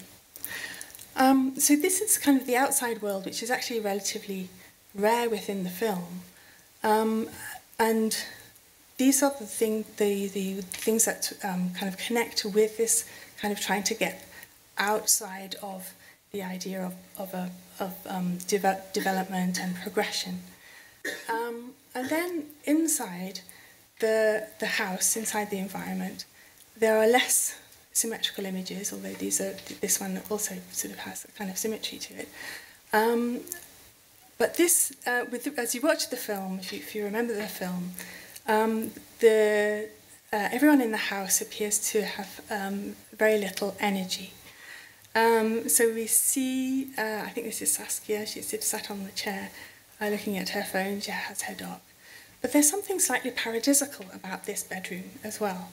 It's sort of slightly Warholian, it's got that kind of punky, dropout, nothing matters sort of feel to it as an image, which contrasts with the suffering that's being related in the film. So she describes how she engages in self-mutilation. She feels alienated from the world. She feels as not engaged, separated from her body in some way. And so her boyfriend takes drugs and she engages in cutting herself. So the dropout, again, this is another image which looks very companionable, sort of nicely chaotic, sort of aesthetically attractive in a particular tradition of filmmaking.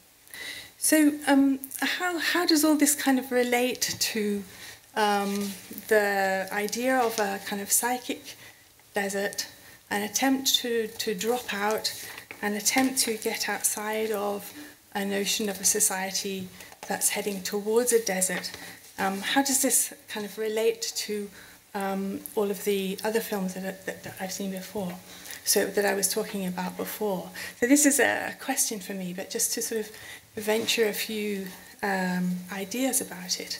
And to me, the contrast that Povinelli makes between life and non-life, that she says is being is being eroded by our current ways of thinking about what life is. I think we can think about this not life and non-life in a broader sense, into what we accept as being a life and what we think is being a living non-life. So she talks a lot about the zombies and representations within film of this kind of in-between life and non-life, or not living non-life.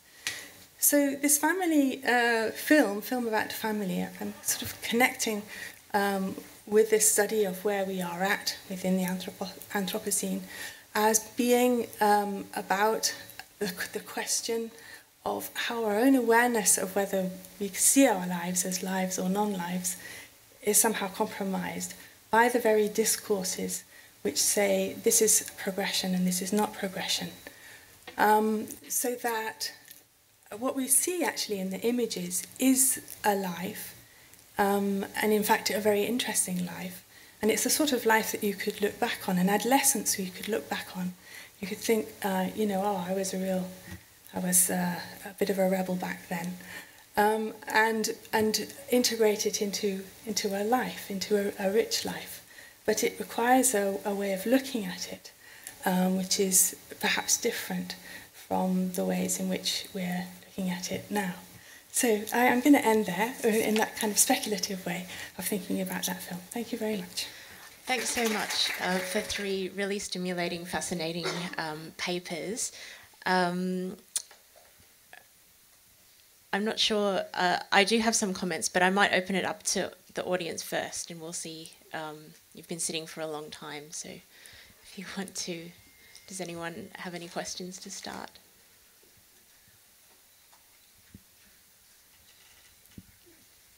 Yep. I was just wondering, there's a microphone.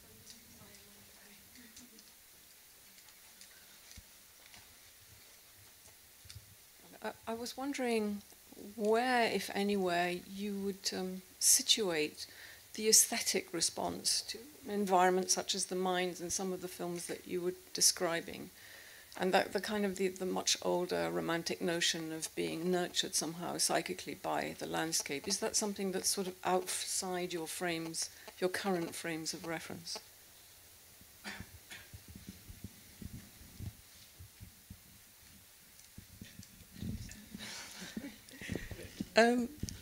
Okay.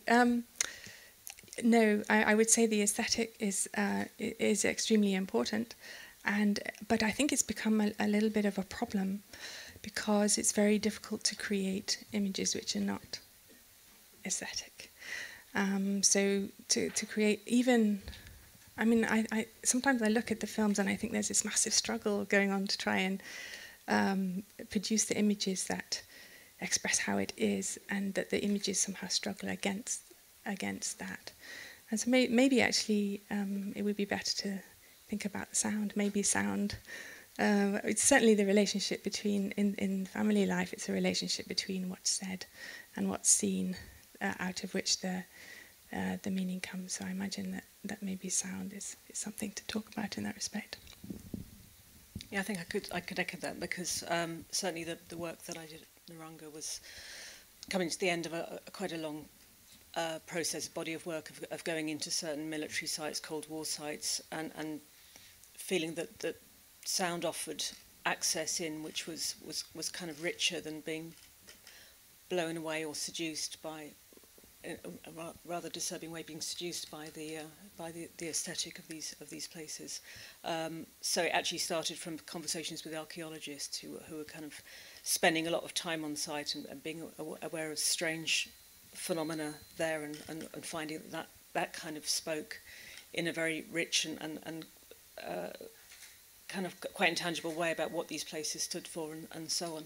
Certainly with the mine that was very different, and I think we did really get drawn into the aesthetic in a surprising way, in a place which is so sensorily overloading, but there was this kind of very odd chiaroscuro effect that started to emerge, and we became aware of that by the way that we'd inadvertently lit the place, and I suppose that was something that we became drawn to. So I suppose the photographs in a sense capture that, but it's not something we've kind of worked with explicitly.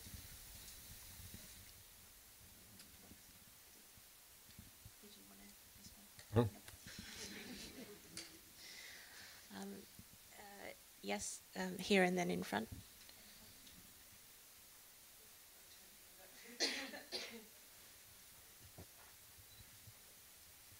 Thank you. I was just wondering if you can speak a bit about how in the history of cinema, when was music introduced to the soundtrack? Because unlike sound, it doesn't serve a purpose of realism. I mean, dramatic moments in our life are not accompanied by dramatic music, but it still has some kind of casuality to it. It's like more of an emotional casuality, I guess. Why and when did this first happen? Didn't quite get the question. I think historically as to when soundtracks specifically, music was being used in film. Yeah, music as in like really music tracks. As soundtracks. Yes. Yeah, music tracks specifically as opposed to realistic sounds that happen in dramatic moments in our lives, the added on music, when that started. So the question is, when did that start? Yes, yeah. I mean, because the causality of an act that produces a sound is clear to me, whereas the causality of a song that starts in a dramatic moment in a film, it's more of an emotional causality. It doesn't happen in real life, but it happens in films often. So I was wondering, if you had any comment on that, or when that happened first. Well, music and film are, they love each other. I've wondered over the symmetry between music and film often, because what I find when I'm preparing a film is that more often than I would think, when I'm assembling the images without music, I'm following some kind of emotional logic in the rhythm and the alternation of the images themselves, how long a shot is maintained, how close photographically the shot is, and obviously the words that are spoken, if there are words, but completely independent of thinking about music for the scene. There is an aesthetic determination that, when I look at the first assembly of a scene back, then I will say, no, let's shorten that, let's lengthen that, let's reproduce, shift the order of these shots. And then comes a moment where we'll think about putting music on, and uncannily, if you've chosen the right kind of music, it will seem to synchronize itself with the interplay of the images in what seems to be a fantastically developed way, as if the composer of the music was thinking about these very images when writing the music, or vice versa, that I was thinking of that music when I was putting the images together, but that's not the case. And so in a sense, the nature of film is that it's very representational. It's specifically these people and these objects represented, and there's a great deal of repetition in terms of the look of the shots. In a dialogue scene, you go from over the shoulder in one direction to over the shoulder in the other. And so there's a modularity there with great specificity, whereas music has also a great modularity in terms of the phrasing of the music. You get the same phrase repeated with a slight variation and then back to the first again, and yet it's something of great abstraction. And the two of them seem to go together, and in a sense, music relieves the film of its specificity, and film relieves the music of its abstraction, and the two things cleave together. And this was discovered very, very quickly when we started to make films, and we would play music in silent films along with the images. So music and film had a shotgun marriage. They were married very quickly at the beginning of cinema, and still, obviously, to this day, there's a tremendous synergy between music and film. There's lots and lots more to say about it, but the idea that you could then manipulate sounds, ordinary sounds, into that landscape of music along with dialogue was a revelation and a discovery of the pioneers of film sound. And we're still exploring that landscape.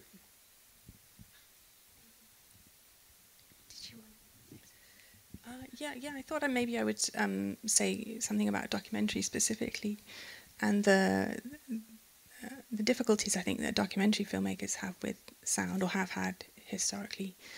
It was quite interesting, having listened to your talk, how I think the clip that I played, the sound is slightly high, so they came across as very artificial, the sounds of the mud and so on. But this sort of notion of an authentic relationship between synchronously recorded sound and image was a very sort of significant part of observational documentary, the whole ethos of observational documentary. And in family life, it's the only music that comes in is diegetic music, so music that the girls are listening to, or the parents listening to in the course of the film, because of the sense that the music brings in something that's inauthentic. So I think there's a bit more of a consciousness about it in the documentary setting, if it's used non-diegetically.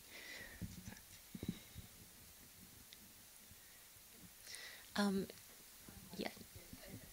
It's working? This is a question for Walter again. Sorry to work you hard. So during your talk, I'd just like you to revisit the sort of concept of space, sort of a baby discovering that. And I loved your sort of discoveries, the neurocognitive, about the sort of attention and the audience sort of keeping them captive. And I just wanted you to expand a little bit, because that was quite a short section in your talk. If you could sort of have a takeaway, relevance to space and cinematography. So sorry, I don't get the question. So you talked about space, how a baby learns concept of space, and so I just wanted you to expand a little bit. In terms of the child? No, in terms of attention and sort of captivating attention. Well, I mean, I don't know. You know, this is just me speculating on my own relationship to space as I grew up, and watching our kids. We have 4 kids, and the kids of other. I'm just observing and then thinking about how logically must it develop.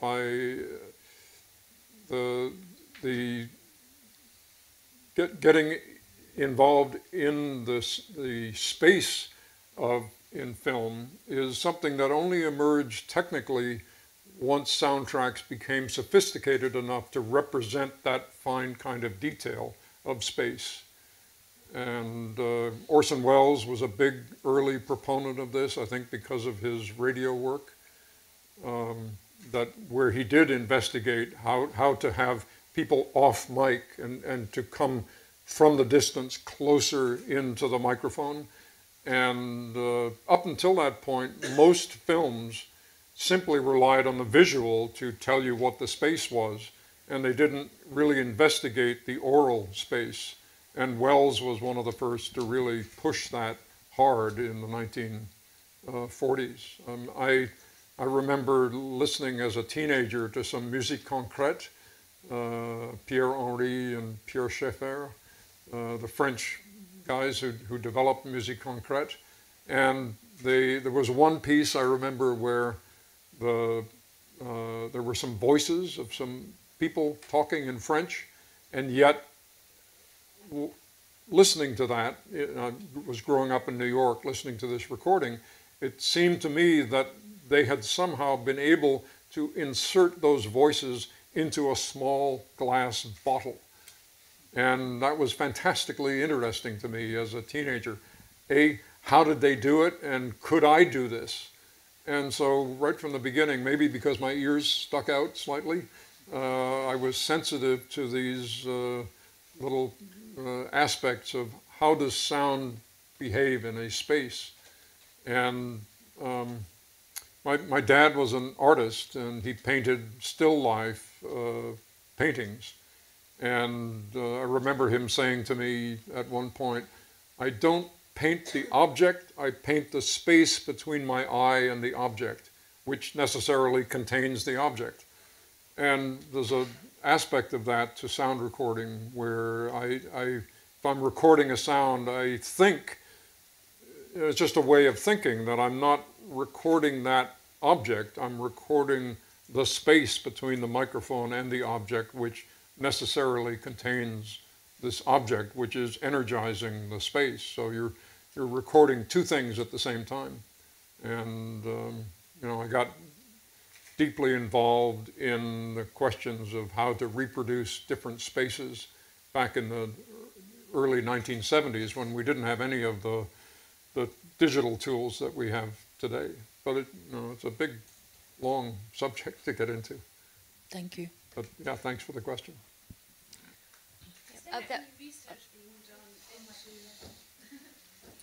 And there's a question at the back as well. Is there any is there any research being done into expanding the visual and the oral spectrum, and developing tools that make us hear more like your shrimp? Or well, that was the vision, really. See more like the shrimp, and what the implications would be for our brains if we were capable of seeing more or hearing more. Yeah, well, that was one of the impulses behind developing 5.1 sound, is that it extended the films up to that point really didn't reproduce sounds below 50 cycles, 60 cycles. So we pushed it another octave and a half, really deeper.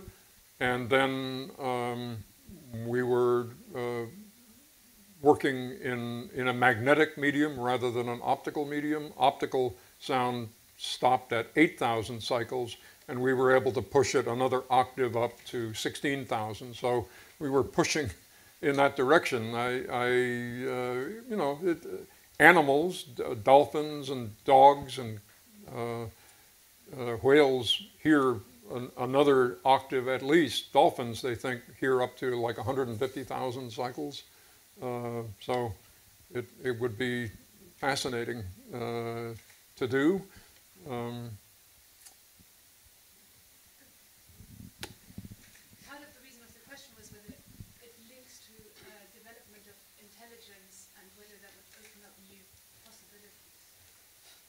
But I don't know. Yeah, I think it would. I think it would. I mean, there's all kinds of work going on now using different ways to get information into our brain. Kind of the ultimate thing is a USB into the back of your head. But there's a lot of research going on right now that the brain is really just a receiving medium. We have 3 or 4 or 5 senses that plug in, but there's no reason to limit it to that now electronically. I don't know where that would go, but it would be fascinating to study it. Hello. Can you expand a little bit on your role as a sound editor, and if it's a very changeable role, particularly in regard to the perspective that sound takes in a film, and comparatively looking at the way music might work in a film? It can function in many different ways. It can be very emotionally synchronous, or right. It can be it can know things that the characters don't know. Or right. How does sound design play with those things? And does it? With what? Does it play with those things? How does sound play with those things? Yeah, well, I hinted at some of that when I was talking, that what I call the metaphorical use of sound, that the danger of film, if you can call it that, is that it's so good at representing reality that it can, kind of like King Kong with a butterfly, it can crush the very thing that it's trying to represent by its power. And the audience just sits there flattened by the frame of representation, in a sense. Okay, I get it. You've reproduced it. And what you really need to do to get an audience involved is to allow them to complete the equation. the sort of gestalt of give them enough hints and they can complete what you're trying to hit at, but they complete it in their own particular way because you've left it up to them. And what that does is personalize the experience for the audience. And that the great power of film is this kind of mass intimacy. It is a mass medium. We hope to talk to millions and millions of people, but at the same time, we want to talk to each person in the audience as if this film was made just for them. And if you can, that's kind of a holy grail, if you can achieve that, and I think you can, to the extent that you can achieve it through acting and through camera work and through all of the other film crafts, including sound, is by this metaphorical stretching of the fabric of reality that, like all metaphors, presents a paradox. It's like, that doesn't make any sense. A metaphor, when you first hear it, it's like, what? What is that? But if you can complete the circle, so to speak, given enough information, then it's your circle. You made it. And sound is very flexible in this regard and very inexpensive. That's the great thing about it.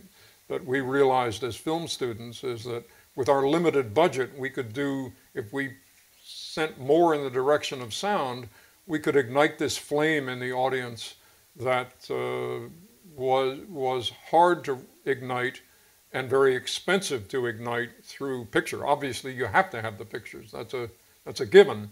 But sound has this ability to moderate and to intensify the images, and yet, as I said earlier, do it without kind of under the radar of the audience's consciousness. They will start to feel things, but they'll ascribe that feeling to what they're looking at rather than to the sound. So it's tricky, and it's wonderful at the same time, and very, very flexible. And right up until the last minute, the mix of a film is the last chance that a director has to influence the course of a film, but can do it very flexibly, right up until the last minute. Do you think that films are overscored, maybe, if you can do so much just with sound? That films are? Overscored, generally, like too much music? Yes. I think films are overscored.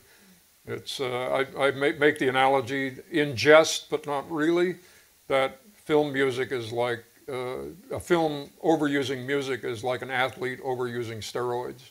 But it definitely has an effect. You know, you win the Tour de France, you can lift 1,000 pounds, but it comes at a cost both to yourself physically and to the sport, which is to say the cinema that you're doing. That the drip feed of music, it definitely has an emotional effect, but it's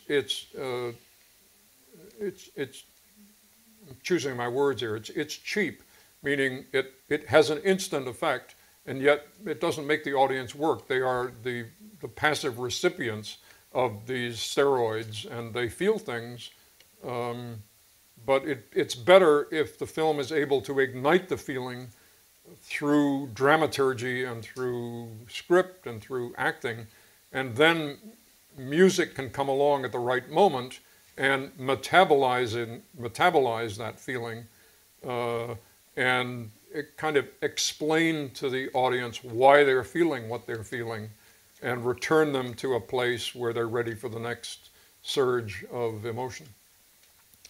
Okay, so this will be the last round of questions, I think.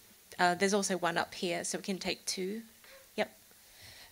I just actually wonder, for your personal view, for you as a professional and as an audience, what makes a film the good film? Okay, can we take this one as well?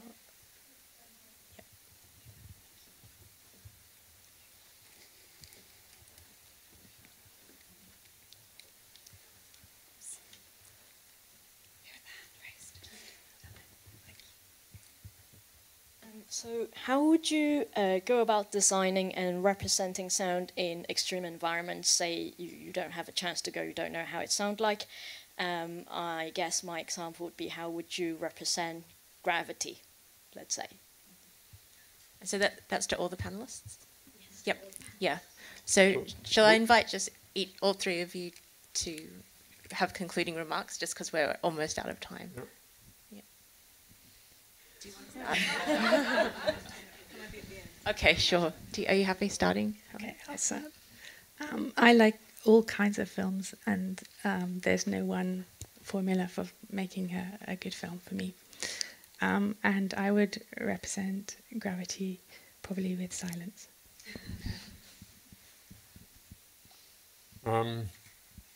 It's one of the tricks to developing a soundtrack for a film, that where you have these questions about how to represent ineffable things, is to avoid thinking about the particular scene that you're looking at. Of course, at a certain point you have to do that, but rather go upstream or downstream from that scene and think about the transition from one scene to another. And think, how do you want that transition to feel, irrespective of how you achieve it. And for whatever peculiar reason, I think of these in terms of fabric.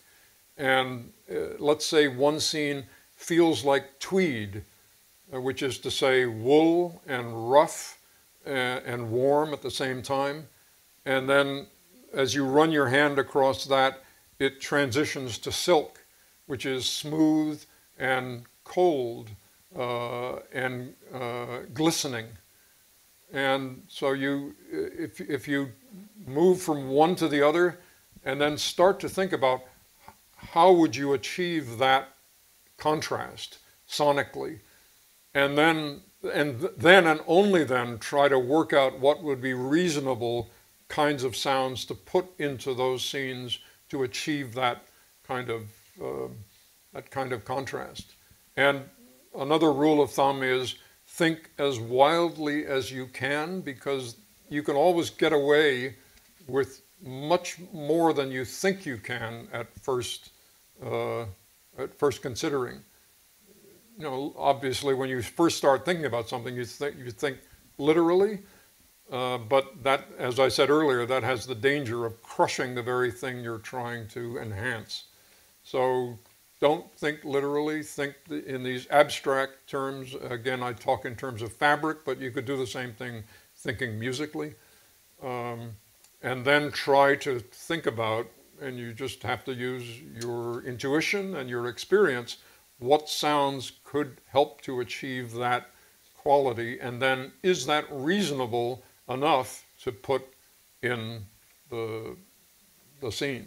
The example that was sort of illuminating for me early in my career was the decision that I made to try to put a screeching train sound underneath the murder of Sollozzo and McCluskey in The Godfather.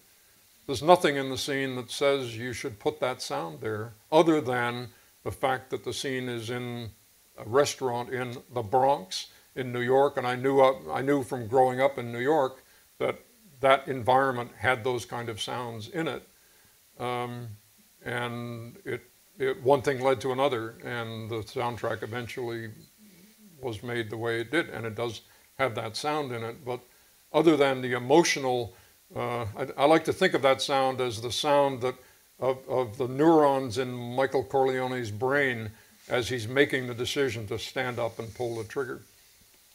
And it's interpreted that way by most people who watch the film without really knowing why.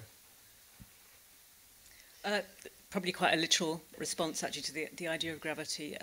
Born out of an experience, being very lucky many years ago to take part in a zero gravity flight, microgravity flight, and consequently interviewing some of the other people who are fortunate to be on this plane, where, you know, a parabolic plane where you're plane goes into various manoeuvres. So picking up on the idea of transitioning, it was, I'm being quite literal perhaps, but that transitioning between different states of gravity was what really struck me and stuck in the memory, was that sense of going through double gravity and then into zero gravity, back to double gravity, and interviewing some of the musicians on board the plane. And there was a very, very complex response to it, which was bringing up all sorts of kind of interesting childhood memories about feeling of being crushed and then having that lifted off. And I did feel at the time actually it would be interesting to ask them to actually make a piece of audio in response, using and combining all those different memories of being in plane, the sounds, the engines, the voices, the instructions, and so on, and that would kind of stand in for that. So, yes. Thanks so much. Okay, so we're over time, so should we wrap it up? And I think we start again at 2:30. Can we have a round of applause for all the speakers?